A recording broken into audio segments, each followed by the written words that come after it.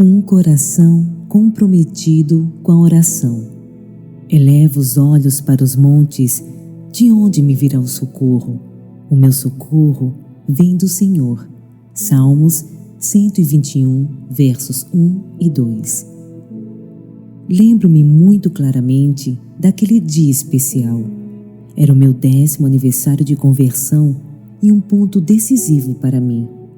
Depois de levar minhas 2 filhas para a escola e meu marido Jim para o trabalho, sentei-me à velha escrivaninha da sala íntima, sozinha em casa, apenas com o tic-tac do relógio de parede. Descansando em Deus e me alegrando por aquela primeira década como sua filha, refleti sobre esses últimos 10 anos. Embora, às vezes, os dias tenham sido ásperos, a grande misericórdia de Deus, sua sabedoria em toda circunstância e seu cuidado em conduzir-me e sustentar-me eram muito óbvios. Estremeci diante das recordações de como havia sido a minha vida sem Ele. E então, dominada pelas emoções e em lágrimas de alegria, ergui meu coração em ações de graças ao Senhor. Ainda com o coração cheio de gratidão, enxuguei os olhos, respirei fundo e orei. Ó Deus, o que Tu sabes está faltando em minha vida espiritual? O que precisa de atenção neste momento em que inicio uma nova década contigo? Parecia que Deus estava respondendo imediatamente, trazendo à minha mente uma área de minha vida com grande dificuldade pessoal e fracasso. Minha vida de oração. Eu tinha tentado orar, mas cada novo esforço durou no máximo poucos dias. Eu reservava um tempo para estar com Deus, lia minha Bíblia e abaixava a cabeça apenas para resmungar poucas palavras gerais. Deus, por favor, abençoe neste dia a minha família e a mim. Certamente, Deus quer que a oração seja mais do que isso, mas parecia que eu não conseguia fazê-lo. Naquele aniversário espiritual, peguei um pequeno livro em branco que minha filha Catherine me havia dado no Dia das Mães, 4 meses antes. Ele havia ficado intacto sobre a mesa de centro, porque eu não sabia o que fazer com ele. Mas, de repente, eu soube exatamente como usá-lo. Cheia de resolução, convicção e desejo, escrevi estas palavras do fundo do meu coração. Na primeira página, dedico este pequeno livro à oração e pretendo passar os próximos 10 anos, se Deus quiser, desenvolvendo uma vida significante de oração. Aquelas eram palavras simples, escritas e repetidas, provenientes de um desejo também simples dentro do meu coração. Mas naquele dia, essas palavras simples e aquele pequeno livro em branco começaram para mim um excitante trecho de minha aventura em seguir o coração de Deus. Meu novo compromisso em orar colocou em movimento uma reforma completa em minha vida, cada parte, pessoa e busca. Quando decidi aprender mais sobre o assombroso privilégio da oração, esperava um trabalho completamente enfadonho e sem graça. Mas enquanto seguia em meu compromisso, me surpreendia com as bênçãos que começavam a florescer em meu coração. Como nos fala um dos meus hinos favoritos, conta as bênçãos, conta quantas são, uma a uma, dize-as de uma vez, hás de ver surpreso quanto Deus já fez. Eu quero contar algumas bênçãos de oração, porque elas também podem ser suas, conforme você cultivar um coração de oração. Bênção número 1. Uma relação mais profunda com Deus. Embora tivesse ouvido falar que orar aprofundaria minha relação com Deus, eu não tinha experimentado isso. Mas, quando comecei a utilizar um tempo em oração regular, diária e tranquila, quando me demorei em comunhão íntima com Deus, a comunhão mais íntima que podemos ter com Ele, aquela relação mais profunda passou a ser minha. Quando você e eu mantemos íntima comunhão com Deus em oração e experimentamos essa relação profunda, crescemos espiritualmente em muitas direções. A oração aumenta a fé. Agora eu sei que isso é verdade. Constatei por mim mesma quando segui um conselho que recebi. Quando alguns pais perguntaram para o Dr. Howard Hendricks, do Seminário Teológico de Dallas, como ensinar a fé aos seus filhos, ele respondeu: faça-os manter uma lista de oração. E foi exatamente o que fiz. Como uma criança, fiz uma lista de oração em meu livro e comecei a levar minhas preocupações a Deus, meu Pai, cada dia. Fiquei admirada quando pela primeira vez comprovei a maneira como ele respondeu, pedido por pedido. A oração provê um lugar para descarregar nossos fardos. Problemas e tristezas são fatos da vida. João 16, verso 33. Mas eu não sabia como lidar com essa realidade diante do versículo da Bíblia que ensina que eu lance todas as minhas ansiedades e fardos sobre Deus. 1 Pedro 5, verso 7. Assim, munida deste conselho, arregacei as mangas e prossegui no trabalho, deixando minhas preocupações com Deus em oração. Logo, se tornou natural iniciar cada dia entregando todas as preocupações da vida a Deus e me levantar aliviada, livre de muitos pesos. A autora e companheira de oração, Corrine ten Boom, nos dá uma imagem vívida desse privilégio.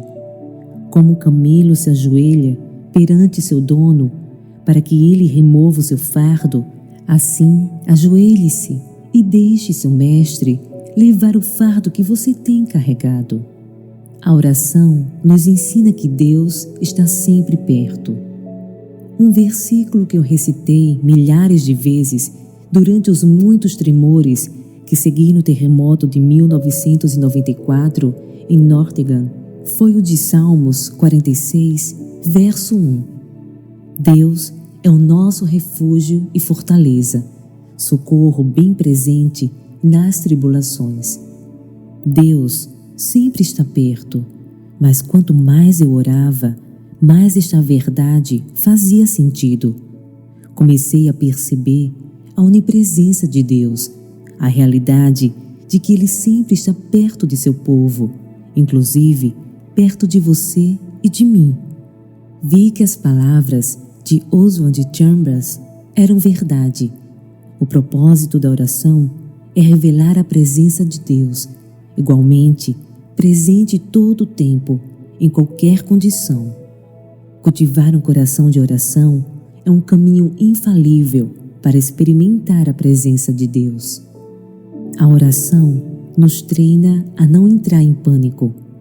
Jesus ensinou aos seus discípulos que devemos sempre orar e nunca esmorecer. Lucas 18, verso 1.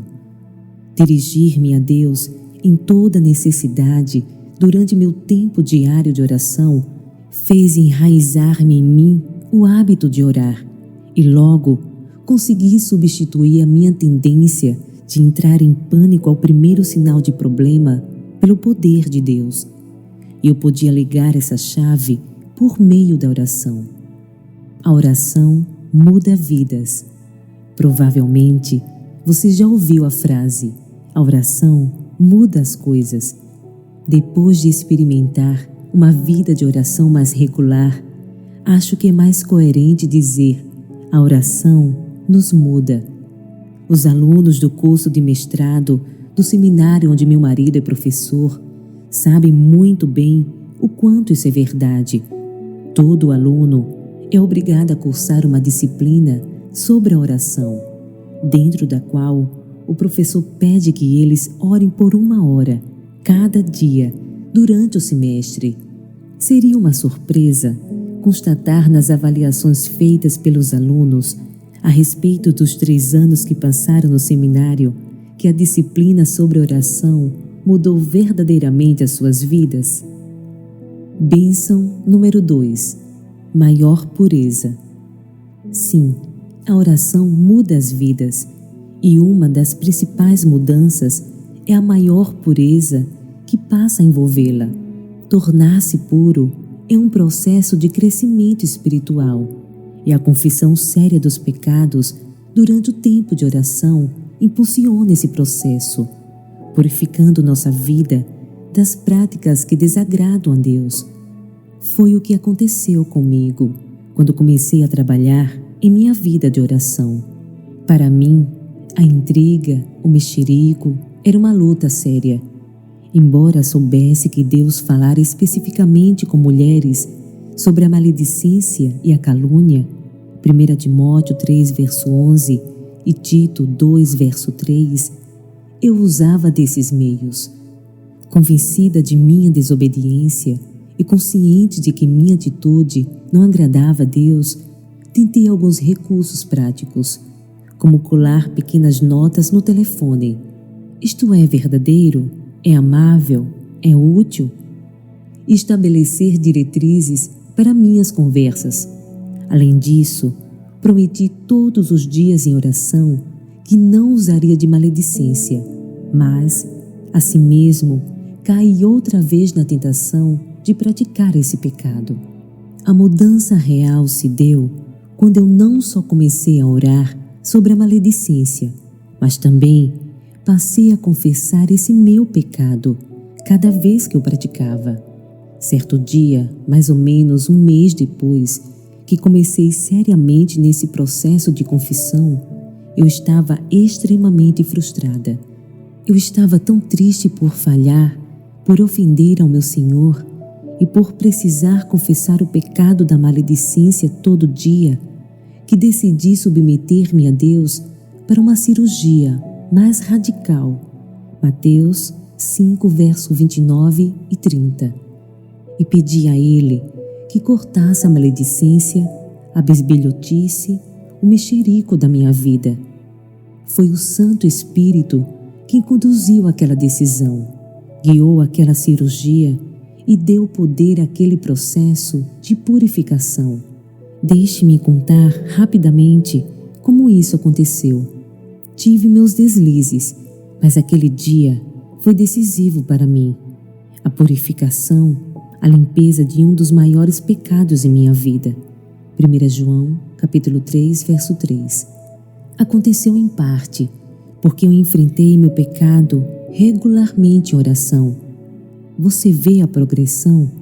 O pecado conduziu à confissão, que por sua vez conduziu à purificação. Bênção número 3. Confiança em tomar decisões. Como você toma decisões? Eu sei como eu costumava decidir antes de aprender a orar sobre isso. Talvez você possa se identificar com minha experiência. O telefone tocava por volta das 9 horas da manhã e uma mulher me pedia para falar na sua igreja. Como eu tinha acabado de comer um ovo mexido e uma torrada, tinha tomado uma xícara de café, ingerido minha pílula para o tratamento da tireoide e dado um passeio, estava cheia de energia e dizia prontamente: "Claro, quando você quer que eu vá?" Às 16 horas, o telefone tocava novamente. Outra mulher fazia o mesmo pedido, mas, como já estava no fim de um longo dia, eu já estava exausta, pronta para relaxar, e respondia: "De jeito nenhum." Falava mais educadamente, mas no fundo era isto que eu estava pensando. Por que eu respondia de maneira tão diferente? Que critérios usava na escolha dessas atitudes? Em uma palavra, sentimento, emoção. Quando estava me sentindo cheia de energia pela manhã, minha resposta era assim. No fim da tarde, quando estava cansada, minha resposta era não. Minhas decisões eram baseadas em como me sentia no momento. Não estava tomando decisões espirituais, estava tomando decisões físicas. Esta maneira de tomar decisões mudou quando comecei a escrever meu pequeno livro especial todas as decisões que precisariam ser tomadas por mim. Desenvolvi um lema para mim mesma: não tome qualquer decisão sem oração. Qualquer coisa que surgisse, eu pedia tempo para orar primeiro. Quanto mais importante a decisão, mais tempo pedia para orar. Se não havia tempo para isso, geralmente eu respondia negativamente, porque queria estar certa de que minhas decisões eram de fato a escolha de Deus para mim. Eu usava este método para tudo: convites para recepções, casamentos, almoços, oportunidades para ministrar, problemas, ideias, crises, necessidades, sonhos. Escrevia cada decisão que precisava tomar e levava cada uma a Deus em oração. Imagina a diferença que esse método pode fazer na vida de uma mulher. O princípio de não tomar qualquer decisão sem orar me impede de agir de forma impensada ou de assumir compromissos antes de consultar a Deus. Isso me poupa de bajular as pessoas, Gálatas 1, verso 10, e evita que eu assuma compromissos e depois precise voltar atrás. Outro benefício de orar primeiro sobre minhas decisões é que a minha tendência de resolver as coisas precipitadamente acabou. Quando as responsabilidades agendadas em meu calendário se aproximam, não sinto nenhum medo ou ressentimento. Não me surpreendo. Como foi que entrei nessa? O que eu estava pensando quando disse que faria isto? Queria não ter dito sim. Ao contrário, sinto uma sólida confiança em Deus e a vibrante expectativa de imaginar o que Ele fará nesses acontecimentos. Como disse e continuarei dizendo, uma mulher segundo o coração de Deus é uma mulher que faz a vontade do Senhor. Atos 13, verso 22. E não a sua própria vontade. A máxima não tomar qualquer decisão sem orar tem me ajudado a fazer exatamente isso. Bênção número 4. Relacionamentos aperfeiçoados. A oração inteligível, especialmente pelas pessoas mais próximas a nós, fortalece nossos laços com esses queridos. Mas ser um seguidor do coração de Deus resulta em melhores relacionamentos com as pessoas em geral. Como isso acontece? Estes princípios de oração, que descobri quando comecei a orar regularmente, ajudam a responder a pergunta: você não pode pensar em si e nos outros ao mesmo tempo. Depois de você e eu levarmos nossas necessidades pessoais a Deus em oração particular, podemos então dirigir toda a nossa atenção para fora, longe de nós mesmas e sobre os outros. Você não pode odiar a pessoa pela qual está orando. Jesus nos ensinou a orar pelos nossos inimigos. Mateus 5, verso 44. E Deus transforma nossos corações quando fazemos. Você não pode negligenciar a pessoa pela qual está orando. Conforme nos envolvemos em oração por outras pessoas, nos encontramos a nós mesmas maravilhosamente envolvidas em suas vidas. O fim do egocentrismo, a dissolução da má vontade, o fim da negligência, estes resultados de orarmos por alguém, inevitavelmente melhorarão nossa relação com essas pessoas. Bênção número 5. Satisfação. Como esposa de seminarista, durante 10 anos, enfrentei reais desafios na oração da satisfação. E uma grande fonte de frustração eram as nossas finanças. Enquanto eu morei em uma casa minúscula, com a pintura descascando e o teto da sala de estar com um buraco enorme e toda a renda de Jim comprometida com os estudos, o aluguel e os mantimentos, Deus cuidou de mim. precisei desesperadamente da sua vitória na área dos desejos do meu coração e dos sonhos sobre nossa casa e nossas vidas. E aquelas necessidades me levavam a Ele em oração. Inúmeras vezes, dia após dia, coloquei tudo nas mãos de Deus, deixando que Ele satisfizesse nossas necessidades. E outro princípio da oração surgiu: se Ele não dá, é porque você não precisa. Ao longo dos anos, Deus tem suprido fielmente as muitas necessidades de nossa família. Temos experimentado a realidade da promessa de Deus, que nenhum bem será negado aos que andam corretamente. Salmos 84, verso 11. E você também pode experimentá-la. Bênção número 6. Confiança que vem de Deus. O Dr. James Dobson escreveu: acredite ou não, a baixa autoestima foi indicada como um problema mais preocupante para a maioria das mulheres que participaram da sua pesquisa. Mais de 50% marcaram essa alternativa acima de todas as outras da lista, e 80% a colocaram entre as 5 primeiras. Essas mulheres, e talvez você seja uma delas, poderiam se beneficiar da extraordinária confiança que vem de Deus, da qual eu comecei a desfrutar enquanto desenvolvia um coração de oração. E essa é melhor que a autoconfiança e a autoestima. A confiança que vem de Deus vem com o trabalho do Espírito Santo em nós. Conforme oramos e fazemos escolhas que honram a Deus, o Espírito Santo nos enche com seu poder.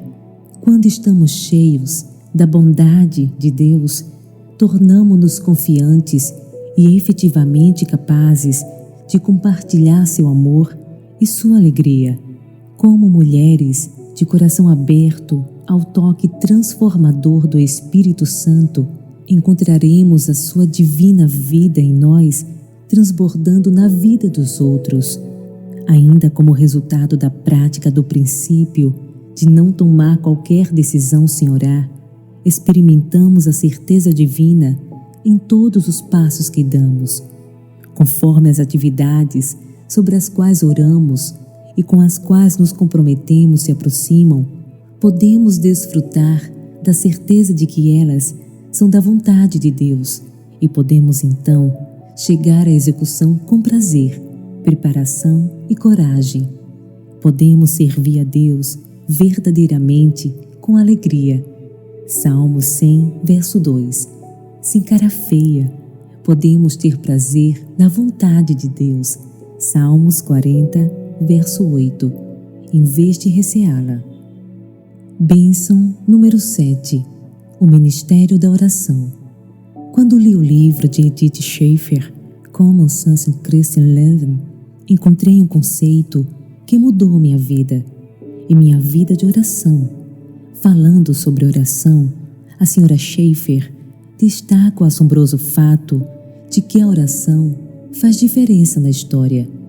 Ela escreveu: interceder por outras pessoas faz diferença na história da vida dessas pessoas.